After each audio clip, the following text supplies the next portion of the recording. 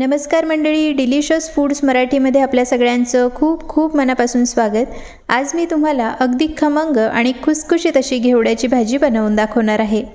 रोज रोज टिफिनसाठी काय बनवायचं असा प्रश्न जर तुम्हाला नेहमी पडत असेल ना, तर आमच्या चॅनलला मात्र सबस्क्राइब करायला अजिबात विसरू नका, कारण अशाच वेगवेगळ्या आणि नवनवीन भाज्यांच्या रेसिपीज आम्ही तुमच्यासाठी नेहमी घेऊन येत असतो।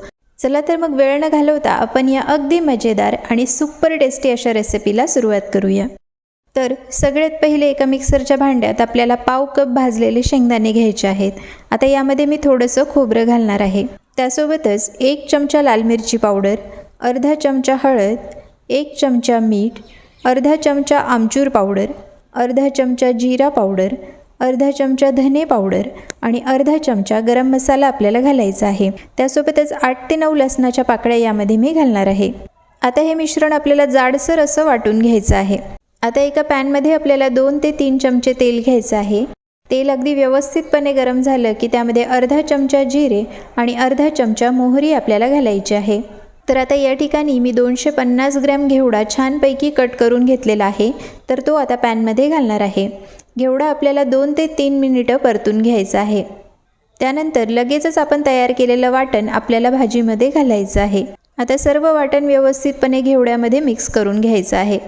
वाटण व्यवस्थितपणे मिक्स झालं की लगेचच झाकण आपल्याला बंद करून घ्यायचं आहे आणि भाजी आपल्याला 3 ते 4 मिनिटापर्यंत वाफवून घ्यायची आहे।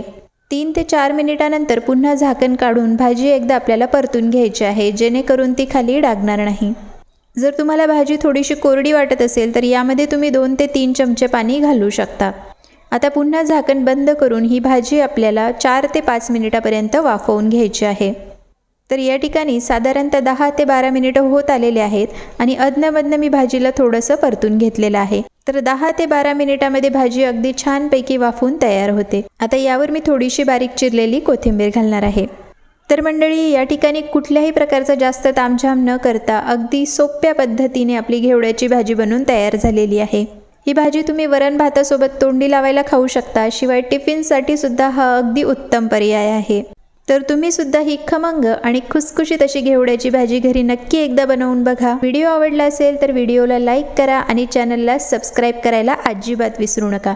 पुन्हा भेटूया अशाच एका रेसिपीसोबत। तोपर्यंत मस्त खा आणि हॅप्पी रहा।